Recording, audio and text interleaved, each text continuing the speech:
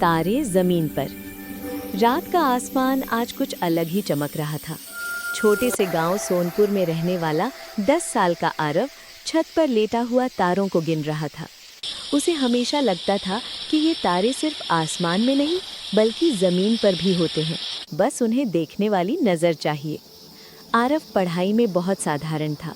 किताब खोलते ही अक्षर नाचने लगते, अंक उलझ जाते। स्कूल में बच्चे उसका मजाक उड़ाते और शिक्षक अक्सर कहते ध्यान नहीं देता। लेकिन कोई नहीं जानता था कि आरव की असली दुनिया रंगों, आकृतियों और कल्पनाओं से भरी हुई थी।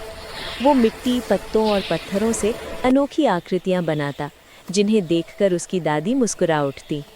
एक दिन स्कूल में नई कला शिक्षिका मीरा मैम आई। उन्होंने बच्चों से कहा कि वे अपनी कल्पना को कागज पर उतारें। आरव ने पहली बार बिना डरे ब्रश उठाया।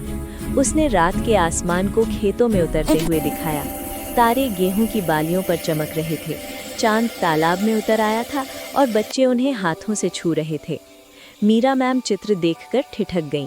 उन्होंने आरव से कहा, तुम जानते हो तुम्हारे ये तारे जमीन पर क्यों उतरते हैं? आरव ने सिर हिलाया, क्योंकि तुम उन्हें महसूस करते हो। आज हम नए रंग और शक्लों के बारे में सीखेंगे। देखो ये पैलेट कितनी रंगीन है। से बात की। पता चला कि आरव को पढ़ने में दिक्कत है, लेकिन उसकी रचनात्मकता असाधारण है।